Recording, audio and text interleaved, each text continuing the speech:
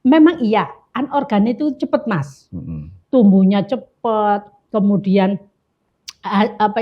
muncul bibitnya cepat ya, berkembangnya cepat. Tetapi tidak bagus dalam waktu yang lama terkait dengan ekosistem tanah, unsur hara tanah. Akibatnya terjadilah pengerasan tanah. Lama-kelamaan kalau ini dibiarin, tanah mengeras, hasil produktivitasnya juga kecil.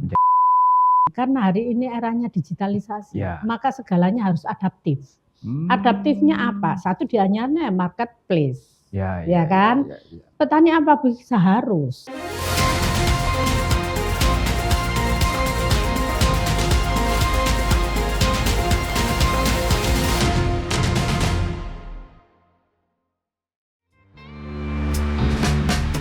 Lahir pada 11 Juni 1972, Anik Maslakah adalah sosok politikus yang berdedikasi.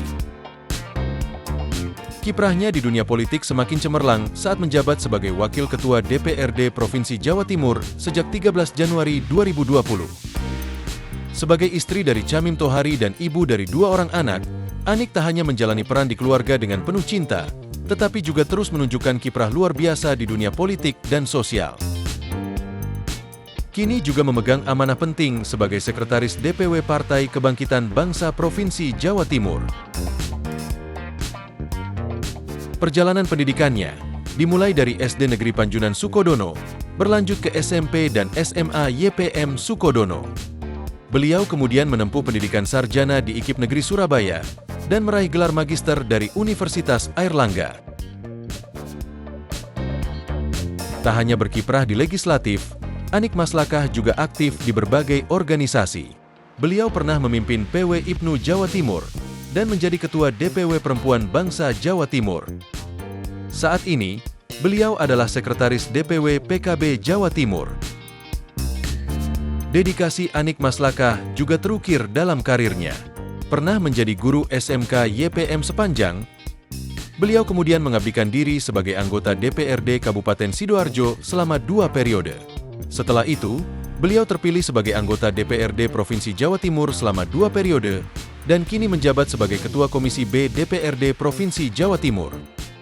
Dengan semangat yang tak pernah padam, Anik Maslakah terus memperjuangkan aspirasi rakyat, khususnya perempuan, pendidikan, dan kesejahteraan masyarakat. Sosok pemimpin yang tak hanya berpikir untuk hari ini, tetapi juga membangun masa depan yang lebih baik bagi Jawa Timur dan Indonesia.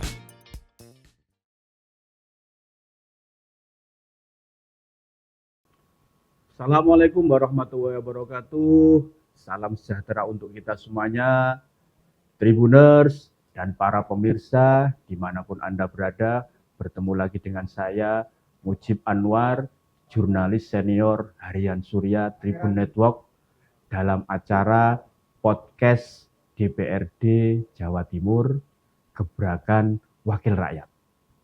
Tribuners, Jawa Timur adalah lumbung pangan nasional. Produksi sektor pertanian ini yang dari Jatim itu merupakan backbone utama untuk terwujudnya swasembada pangan. Terlebih saat pemerintahan Presiden Prabowo ini menjadikan ketahanan pangan itu sebagai program prioritas utamanya. Nah, soal ketahanan pangan yang menarik ini akan kita angkat sebagai tema podcast DPRD Jawa Timur, yakni memastikan Jawa Timur tetap sebagai lumbung pangan nasional. Untuk itu sudah hadir bersama kami Ibu Hajah Anik Maslakah yang akrab disapa Mbak Anik. Beliau adalah Ketua Komisi B DPRD Jawa Timur yang membidangi masalah perekonomian, di mana salah satu bidang yang selalu dikawal oleh Komisi B adalah soal pertanian atau soal ketahanan pangan ini. Assalamualaikum. Assalamualaikum warahmatullahi wabarakatuh.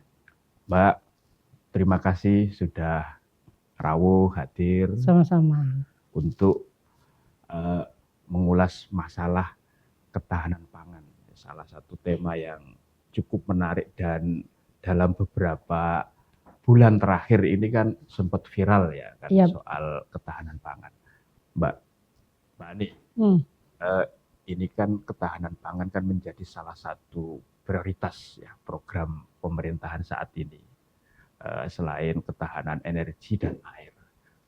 Kalau menurut Mbak Ani ini seberapa penting sih soal ketahanan pangan ini bagi Indonesia, khususnya Jawa Timur? Iya, kalau kita ngomong sejarah dulu ya, Yeah. bahwa kenapa sih VOC berlama-lama di Indonesia ya, itu kan tidak lepas dari karena memang sumber alam Indonesia luar biasa, potensi yang disebut dengan Gemari Palos Jinawinya itu melekat.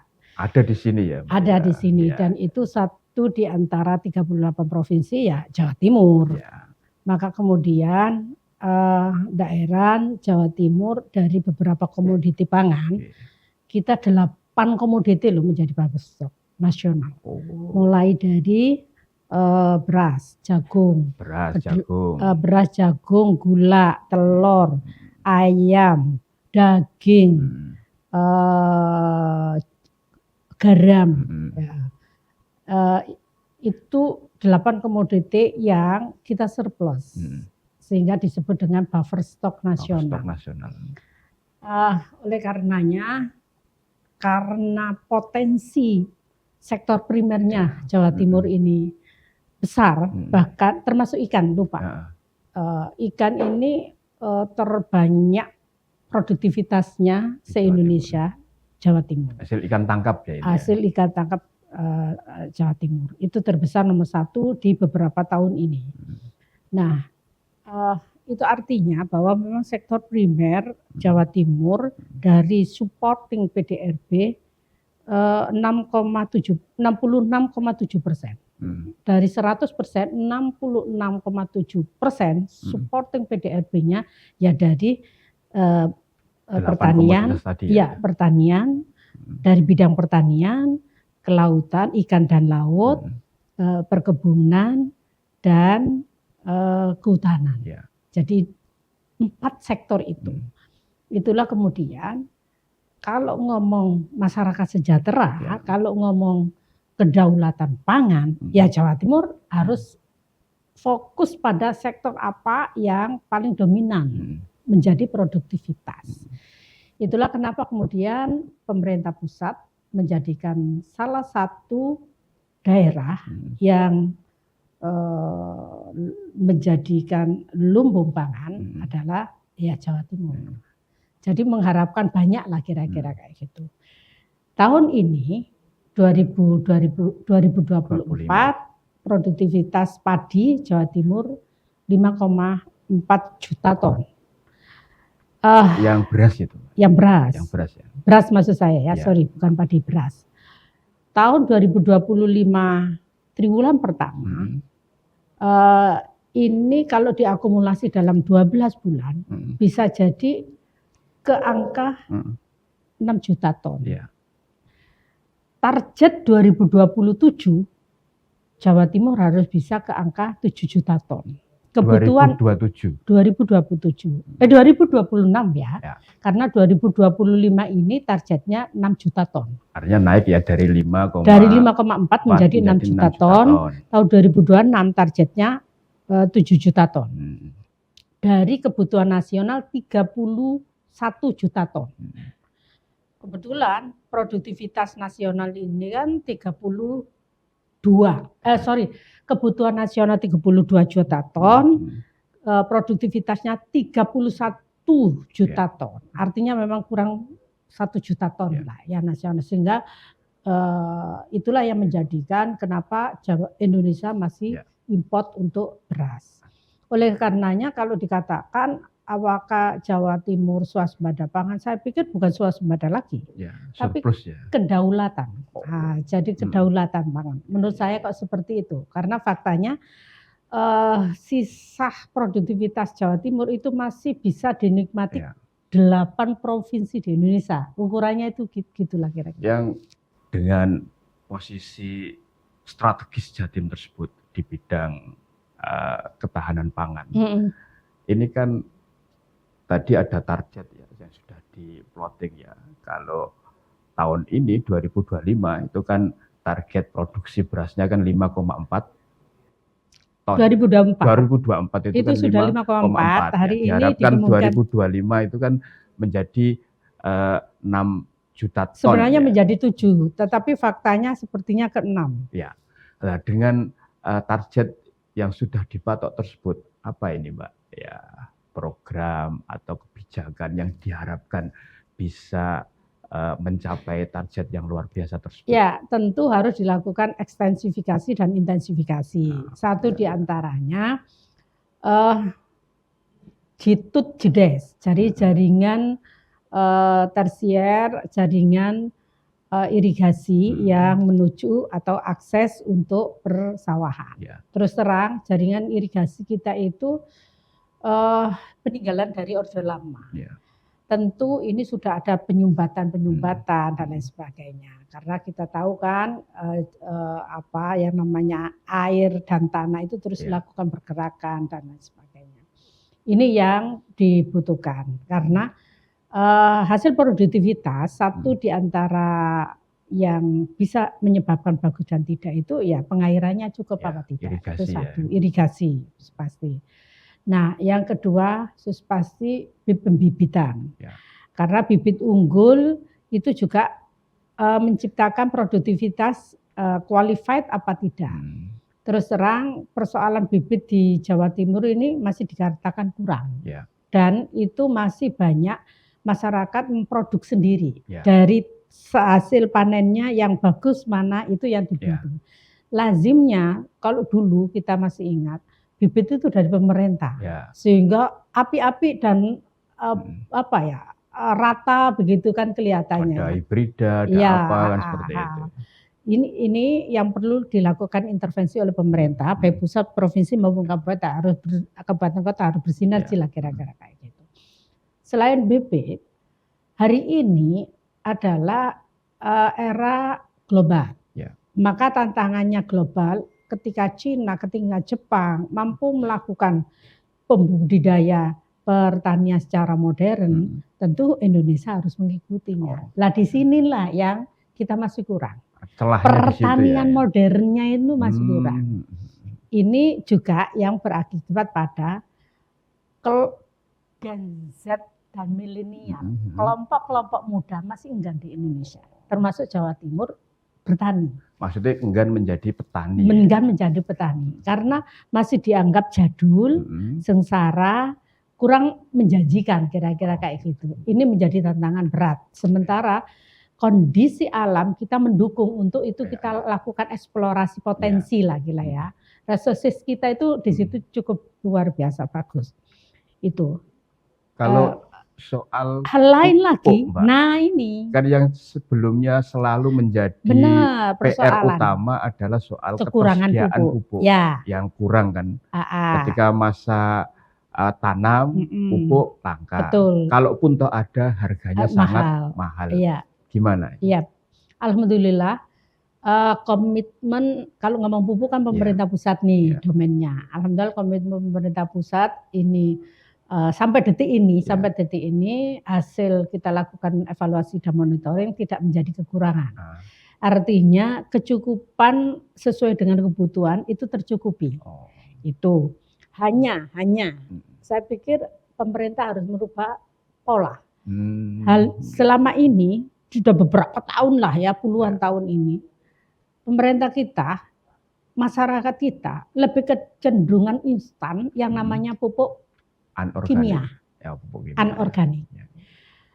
Memang iya, anorganik itu cepat mas, tumbuhnya cepat, kemudian muncul bibitnya cepat ya, berkembangnya cepat, tetapi tidak bagus dalam waktu yang lama terkait dengan ekosistem tanah, unsur hara tanah. Akibatnya terjadilah pengerasan tanah. Lama-kelamaan kalau ini dibiarin, tanah mengeras, hasil produktivitasnya juga kecil. Menjadi rendah ya. Menjadi rendah. Hitungannya adalah 1 hektar hari ini itu paling banter maksimal 5 ton.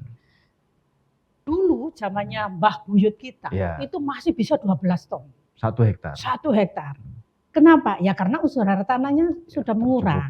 Ini cepat panen, tetapi hasilnya enggak maksimal. Kira-kira kayak gitu.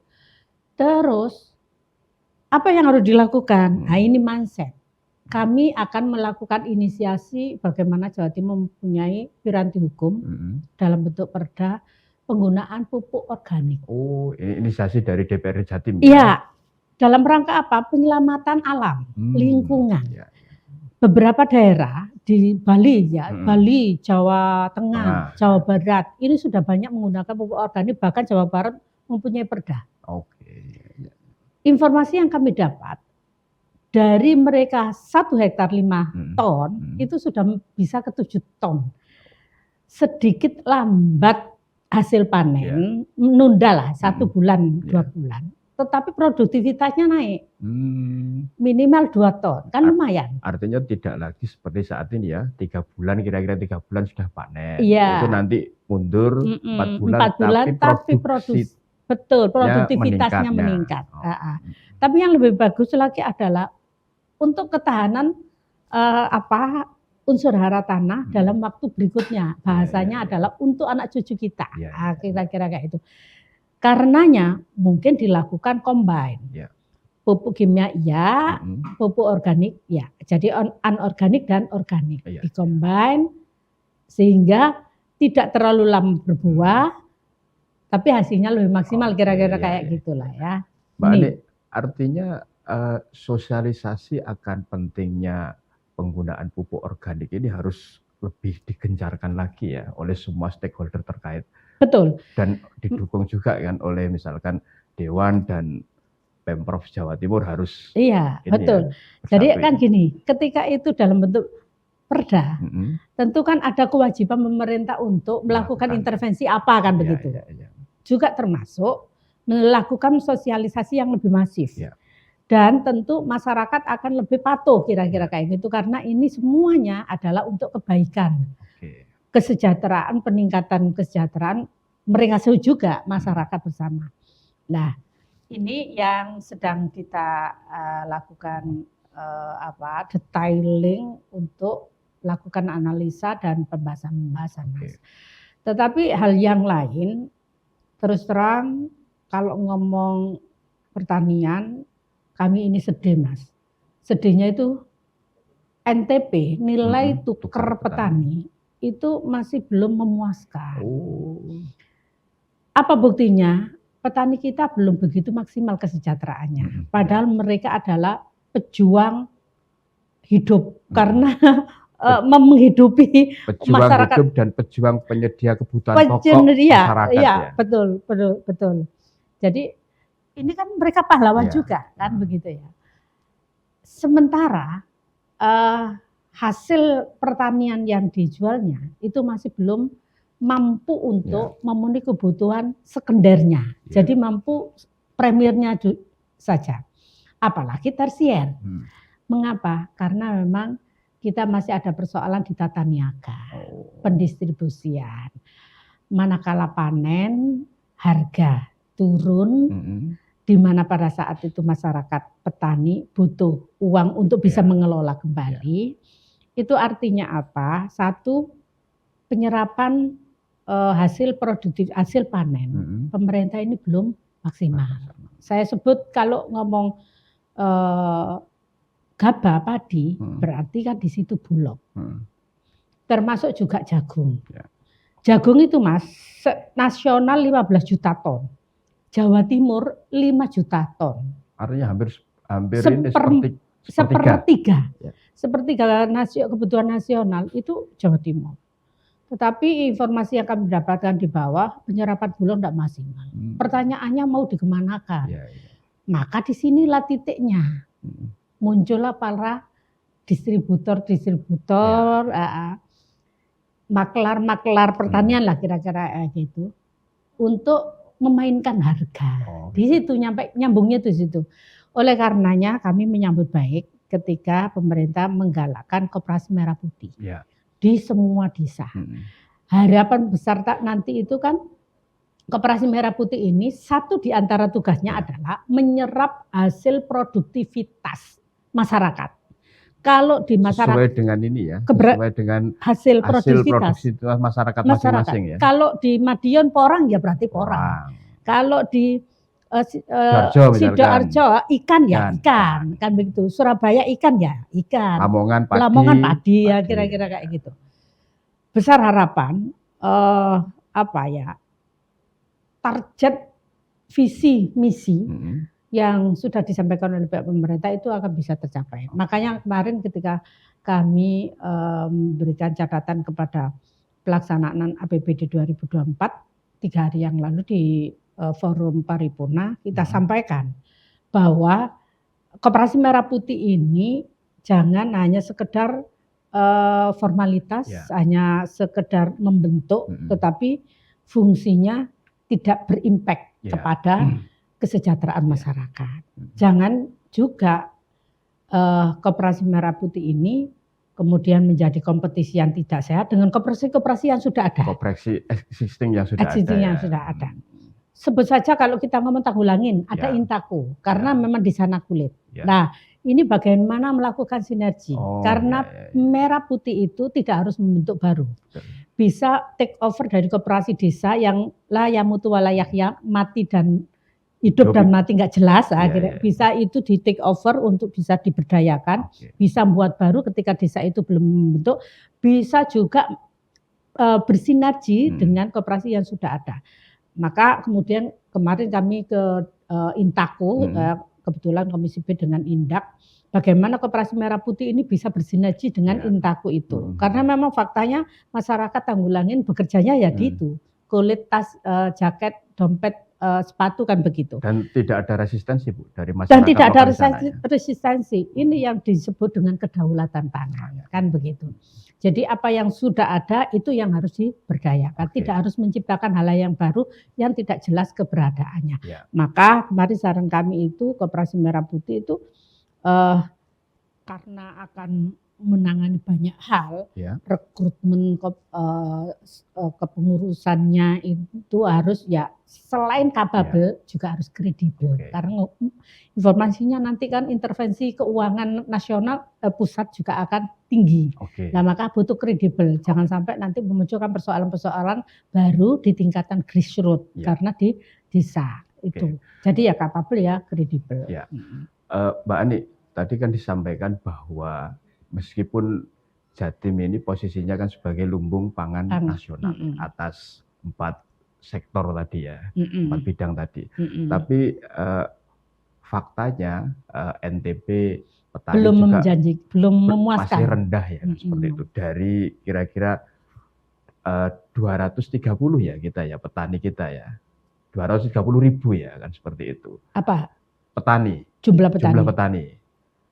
Banyak. Yang kan 50%-nya itu kan masih petani gurem yang kepemilikan lahannya itu kira-kira kan hanya 0,32 hektar. 0,32 hektar nggak sampai setengah hektar lah kan kira-kira seperti itu. Nah, di mana kalau hasil penjelasan ini kan kira-kira penghasilan bersih per tahunnya itu kan hanya kira-kira sekitar 5,32 juta. Artinya petani belum betul-betul sejahtera meskipun dia itu hidup di Jawa Timur yang notabene adalah salah satu backbone utama untuk terwujudnya tadi kedaulatan pangan lah yang tadi Mbak Ani menyebutnya. Gimana ini agar bisa related bahwa posisi Jatim sebagai lumbung pangan nasional itu juga berbanding lurus dengan kesejahteraan para petani yang tadi sudah sangat penting posisinya untuk menyediakan kebutuhan pokok bagi masyarakat. Iya, kalau ngomong itu pertama dari proses dulu. Ketika proses pengelolaan maka memang pupuk itu harus mendapatkan subsidi. Itu yang pertama. Karena itu berpengaruh dengan biaya pengelolaan. Yang kedua ketika pasca artinya panen tiba, maka pemberlakuan harga jual petani itu benar-benar harus dilakukan evaluasi monitoring. Alhamdulillah hari ini sudah ada pagu harga. HTP, 6 HEP. HET ya. Bukan HET, kalau HPP ya? HAP. HP Ya. ya. Harga jual produksi lah ya. Yang dipatok 6.500 gitu ya, 6.500 untuk gabah kering giling. Gabah kering giling. Ya. Kalau sebelum-sebelumnya kan tidak sebegitu kuat untuk itu. Tahun ini sudah dilakukan dan evaluasi kami ketika ke bawah itu berlaku. Nah, yang ketiga memang evaluasi tata niaga. Bagaimana penyerapan pihak pemerintah ini bisa maksimal. Dengan begitu, maka tidak ada ruang bagi pelaku-pelaku pasar untuk memainkan harga. Kalau sudah demikian, petani ini senang bertani. Kenapa? Ada kepastian harga, ada kepastian laku. Karena dua hal ini persoalan. Ketika kepastian lakunya ini tidak jelas, satu sisi mereka harus melakukan pengelolaan berikutnya, satu-satunya adalah dia mencari rentenir. Jadi saat ini masih ada hasil panen tiba, uang sudah habis. Karena pada saat awal mengelola, dia utang. Diborki oleh rentenir lah, kira-kira kayak gitu. Tentu dengan harga yang sangat bawah, sangat murah. Karena mereka butuh daripada nganggur, inilah yang menjadi persoalan. Sehingga bagaimanapun akhirnya petani ini tidak bisa NTP-nya tinggi.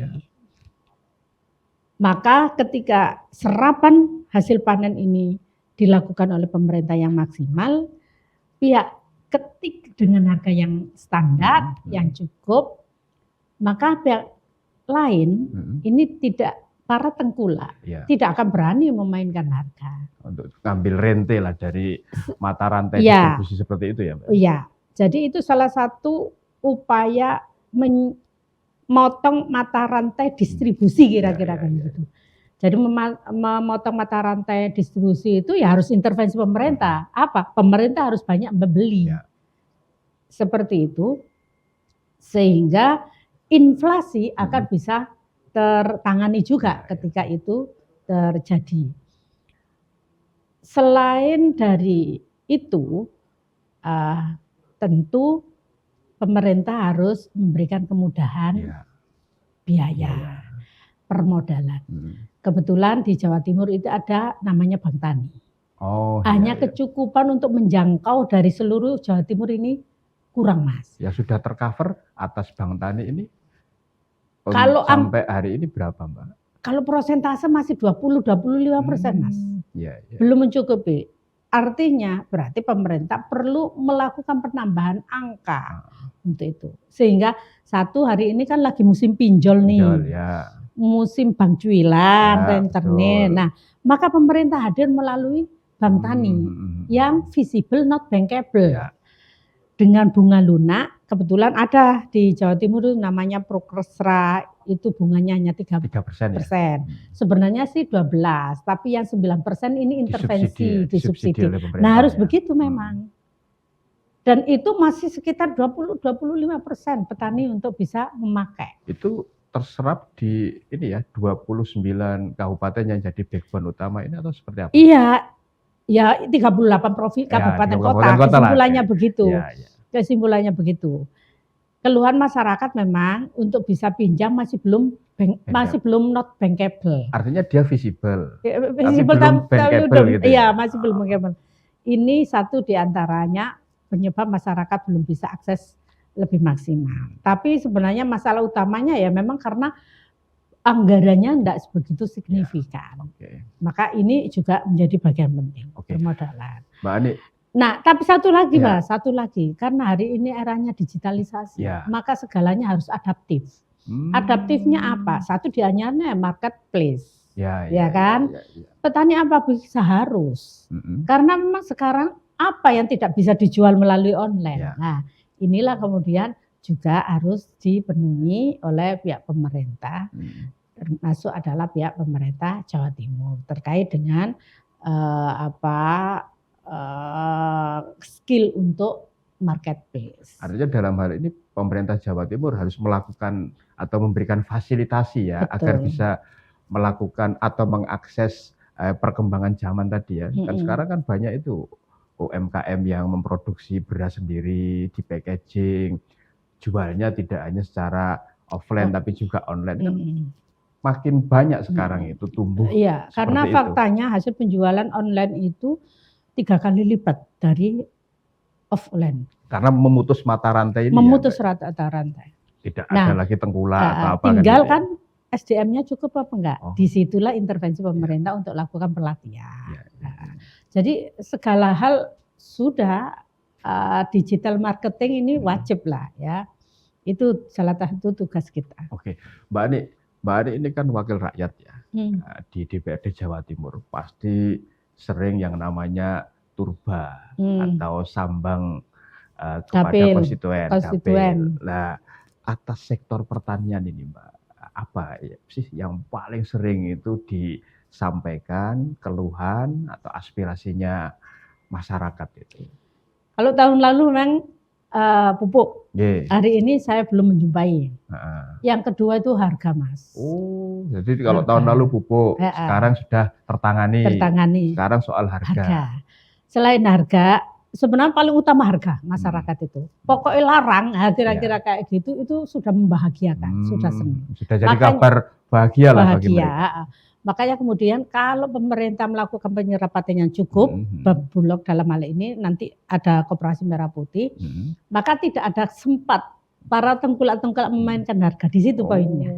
Berarti harus ada upaya ya untuk menutup celah tengkulak itu bermain kembali ya. Memotong mata rantai itu di situ di antaranya. Nah, yang ketiga memang drainase. Irigasi karena faktanya yaitu tadi sudah banyak sumbatan-sumbatan air. Kalau bibit tidak sebegitu menjadi persoalan karena mereka mampu memproduksi. Tapi sesungguhnya kalau bibit mau diintervensi oleh pihak pemerintah yang unggul bahasanya, itu akan lebih qualified lagi. Tetapi tidak menjadi persoalan serius sih saya melihat di dapil saya itu. Harga ya, yang paling utama. Dan ini ya karena memang supaya anak muda ini ada ketertarikan menjadi petani. Memang petani modern itu. Kan sudah pernah disinggung bahkan pemerintah pusat juga menyampaikan soal petani milenial, Mbak. Nah itu belum maksimal. Kalau di Jawa Timur seperti apa ya? Belum maksimal. Kan persentase petani milenial itu kok kecil Jawa Timur itu, kok kecil. Kenapa kecil? Satu, tidak menjanjikan. Kenapa tidak menjanjikan? Ya karena mata rantai tadi itu masih belum terputus penuh lah kira-kira. Kalau menjanjikan walaupun sengsara panas-panas Mas, pasti anak muda akan tertarik, ya kan. Terus yang kedua ya karena masih dianggap belum modern, jadi belum keren lah kira-kira. Menjadi petani belum keren. Nah ini berarti tugas kita. Kalau pasar begitu bagi anak muda sebenarnya marketplace itu yang harus ambillah ruang itu karena mereka yang mampu untuk melakukan digital marketing ya. Maka kalau ada anak muda kok bertani, paling banter ya bertaninya bukan berarti off-farm, tetapi bertani yang marketnya. Nah itu. Nah harapan kami ini kan usia itu kan semakin lama semakin tua ya. Dan hari ini petani tua itu ya hampir 80-90% lah. 10%-nya itu anak muda itu. Ketika mereka meninggal, kemudian tidak ada regenerasinya, akhirnya stagnan. Sementara resources Jawa Timur adalah di situ diantaranya. Yang terbesar loh, yang terbesar. Mbak, tapi kan sempat ada wacana untuk memberikan gaji ya bagi para petani milenial sebagai pancingan agar mereka mau ya untuk bekerja di sektor pertanian. Sampai sekarang seperti apa? Belum ya? Itu wacana. Belum, itu padahal wacana. Itu penting ya untuk menarik minat masyarakat kalangan muda ini untuk mau terjun juga di sektor pertanian terlebih sekarang ini kan banyak ini kan PHK Iya. macam-macam. Cari TPT, pekerjaan itu sulit ya lah. TPT, kira-kira seperti itu. tingkat pengangguran tertinggi ya, terbuka Terbuka. tingkat pengangguran terbuka Jawa Timur besar. Hmm. Ya karena memang industri besarnya banyak. Ya. Sehingga ketika terjadi COVID hingga saat ini ya belum pulih total lah, belum pulih total. Ini yang seharusnya, tetapi memang Jawa Timur ini penduduknya 40 juta Mas. Ya. APBD-nya ya sekitar 31 triliun, yang nyaris bisa dikelola oleh Jawa Timur itu hanya sekitar 11 Mas. 11 triliun. Iya, yang 20-an itu untuk belanja gaji dan transfer ke kabupaten kota. Karenanya memang harus ada upaya maksimal bagaimana potensi PAD ini mendekati pada potensi real. Eksplorasi yang seharusnya bisa mendatangkan keuangan daerah ini masih belum maksimal. Saya melihatnya itu begitu. Masih banyak pundi-pundi lah istilahnya kayak itu yang masih stagnan, belum bisa dieksplorasi. Mbak Ani, ini kan salah satu yang menjadikan produksi ya, pertanian di Jawa Timur itu kan karena cukup luasnya lahan. Ya, karena kalau lahannya luas, masa panennya kan juga pasti akan meningkat. Cuma yang jadi salah satu isu saat ini itu adalah mulai berkurangnya lahan pertanian ya, atas kebutuhan permukiman atau perumahan. Nah ini gimana Mbak Ani menyikapi hal ini di Jawa Timur? Makanya tadi saya awal, apa yang bisa dilakukan untuk ketahanan pangan adalah ya ekstensifikasi, intensifikasi. Kalau ngomong lahan Mas, masih ada 22% yang stagnan, tidak terurus dari lahan pertanian. Ya, di Jawa Timur. Tanah idle. Idle pertanian itu 22%. Ya, bisa jadi karena waktu itu kelangkaan pupuk, irigasi yang ngadat, kemudian penjualan yang nggak maksimal. Bahasanya orang-orang males mangkrak akhirnya. Ada juga tanah-tanah yang sudah dibeli oleh pihak ketiga, kayak mau dibikin PT-PT lah ya, yang itu awalnya adalah tanah sawah. Itu menyebabkan 22%. Maka solusinya adalah ya karena Jawa Timur menjadi sandaran salah satu daerah untuk ketahanan pangan, ya memang harus ada intervensi mulai dari irigasi tadi itu. Kemudian alsintan, alat pertanian yang modern tadi itu. Sehingga ada ketertarikan, barangkali mungkin pemuda yang akan mengeksplor itu. Itu diantaranya. Untuk intensifikasinya dengan pupuk yang organik. Agar ada unsur hara yang terurai, bakteri yang kemudian menjadi subur kembali. Jadi yang ekstensifikasi bentuknya ya diantaranya 22% ini harus ditanami. Maka kemudian untuk bisa ditanami, yaitu tadi datangkan alat, airnya tersaluri dengan baik, kan begitu. Sehingga harus ada pendampingan kira-kira kayak gitu. Kemudian ekstensifikasi juga biasa dengan tumpang sari yang sudah beberapa tahun dilakukan di Jawa Timur. Semisal daerah-daerah yang di pegunungan atau mungkin unsur haranya sudah berkurang, itu bisa di sini padi, kedelai, jagung, padi lagi itu bisa begitu. Atau bisa jadi di bawahnya untuk pertanian, perikanan ya, di atasnya untuk peternakan. Nah, kayak begitu itu kan juga produk-produk tumpang sari. Jadi satu lahan difungsikan banyak sektor, banyak produksi ya, banyak produksi kira-kira, banyak komoditas, betul, banyak komoditas. Itu kalau ngomong ekstensifikasi dan intensifikasi. Kalau soal ini kan pernah juga disuarakan oleh Komisi B ya, Mbak Ani, soal diversifikasi pangan.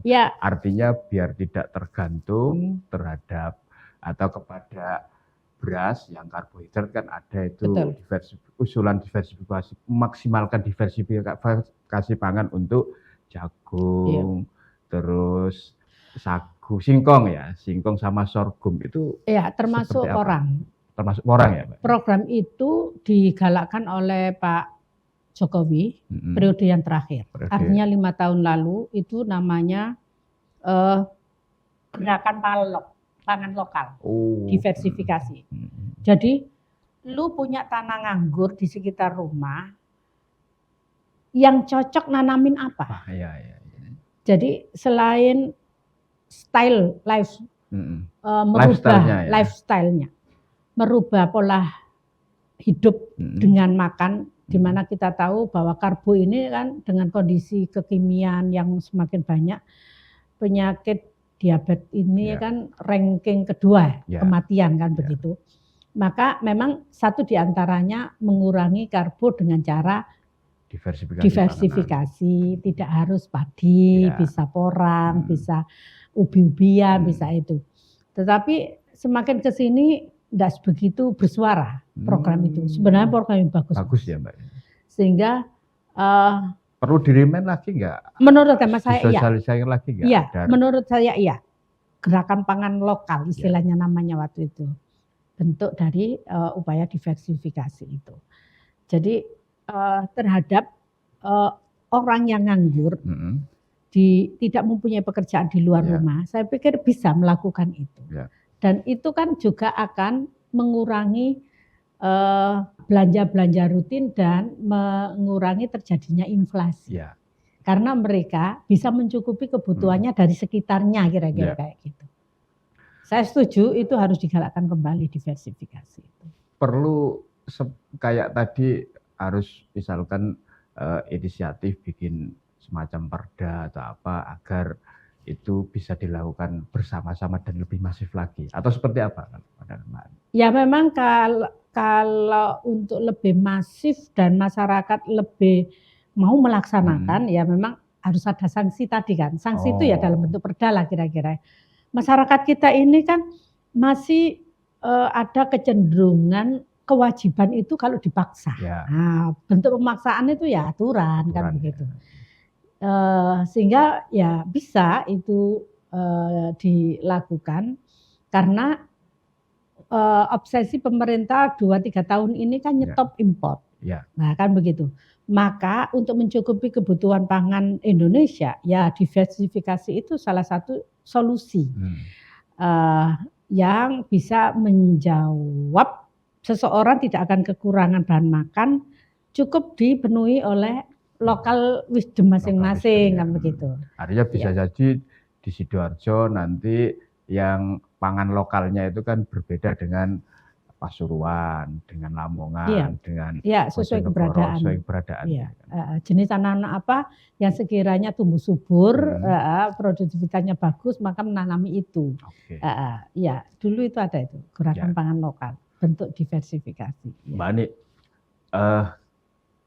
ini kan salah satu bidang utama ya yang menjadi sorotan, menjadi interest tidak hanya masyarakat Jawa Timur, pejabat-pejabat di Jawa Timur, baik legislatif, eksekutif, tapi juga oleh pemerintah pusat. Nah, kalau menurut hemat Mbak Ani ini, apa sih sebenarnya PR terbesar ya untuk mewujudkan yang tadi yang di titik paling puncaknya itu kedaulatan pangan dan seperti itu? Apa Mbak PR terbesar dan kira-kira apa yang mesti dilakukan agar bisa menjawab PR ini? Tentu sesuai dengan tahapan yang perlu dilakukan. PR besarnya kalau ngomong pertanian ya, karena topiknya pertanian itu ya NTP Mas. Nilai tukar. Iya, ketika nilai tukar petani ini layak. Saya yakin tidak ada seorang petani yang nganggur. Tidak akan ada 22% tanah idle, tanah nganggur. Karena menjanjikan. Nah, itu yang paling utama. Oleh karenanya, seiring dari itu tata niaga. Yang paling utama itu tata niaga. Masyarakat ini dipastikan hasil produktivitasnya laku, terbeli Iya. dengan harga yang cukup, harga yang layak, Iya, harga iya. yang layak, maka itu selesai sebenarnya. Oh. Baru yang kedua, untuk mencapai itu produktivitas tinggi, ya masyarakat perlu Ya. intervensi drainase, irigasi, pupuk, cukup itu, irigasi pupuk. Alsintan iya sih, tetapi ini sekunder. Yang paling utama ini Yang primer tadi irigasi dan pupuk tadi. Irigasi dan pupuk, itu primernya. Sekendarnya alsintan, karena alsintan ini bisa menarik petani milenial tadi itu loh. Nah, kalau tidak bisa terpenuhi masih nggak masalah. Yang penting yang kedua ini. Nah, yang ketiga memang permodalan. Yang penting itu. Makanya kemudian ada perbankan-perbankan yang visible bankable yang itu harus ada subsidi atau intervensi dari pemerintah ya agar sirkulasi pengelolaan garapannya ini tidak terjadi stagnasi kan seperti itu. Itu sih menurut hemat saya yang paling utama untuk menciptakan ketahanan pangan benar-benar bisa tercipta. Biar petani ini kan tidak seperti saat ini ya Mbak ya. Hidup segan mati tak mau ya, kan itu. Kan itu tadi. Terus jangan sampai lagi, apalagi yang paling ironis, jangan sampai petani itu mati di lumbung pangan sendiri. Betul. Ya. Itu kan luar biasa ya. Ya karena itu tadi kan poinnya. Produktivitasnya banyak, nggak ada yang beli. Ada yang beli, harga termainkan, fluktuatif. Akibatnya kan enggan. Hanya sengsara saja. Sengsara tidak membawa nikmat. Sengsara tidak membawa. Mestinya sengsara itu harus membawa nikmat. Mbak Ani, terakhir ini untuk closing statement-nya di podcast kita kali ini. Silahkan. Ya, berharap bahwa masyarakat untuk tetap semangat, terutama adalah petani-petani Jawa Timur, karena panjenengan menjadi pahlawan bangsa yang mampu memenuhi kebutuhan pangan, di mana Jawa Timur tidak hanya memenuhi untuk masyarakat Jawa Timur, tetapi mampu mensuplai kebutuhan-kebutuhan pangan di luar Jawa Timur. Besar harapan pemerintah lakukan intervensi yang cukup untuk mencapai visi misi ketahanan pangan, maka berikan kemudahan-kemudahan mulai dari kemudahan irigasi, kemudahan pupuk, kemudahan modal, dan kepastiannya terpenting. Kepastian terbeli dengan harga yang memadai sehingga masyarakat petani, para petani-petani ini akan tercipta kesejahteraan. Dikatakan kedaulatan pangan apabila para pahlawannya ini sejahtera, hasil produktivitasnya ini mampu mencukupi kebutuhan masyarakat yang lainnya, dan menjadikan bahagia semuanya. Mudah-mudahan bisa tercapai. Ya, Mbak Ani, terima kasih loh. Sama-sama. Sudah hadir dan memberikan pencerahan serta apa yang sudah dilakukan oleh Komisi B DPRD Jawa Timur untuk menjadikan Jawa Timur itu berdaulat secara pangan, tapi apa yang diproduksi pertanian Jawa Timur itu juga bermanfaat untuk masyarakat yang lebih luas, untuk Indonesia. Baik, Tribuners, terima kasih juga sudah menyaksikan gebrakan wakil rakyat. Tetaplah setia di channel kesayangan Anda, YouTube Harian Surya Tribun Network. Mata lokal menjangkau Indonesia. Saya Mujib Anwar undur diri. Assalamualaikum warahmatullahi wabarakatuh. Salam sejahtera dan salam sehat untuk kita semuanya. Dan yang paling penting, jangan lupa bahagia.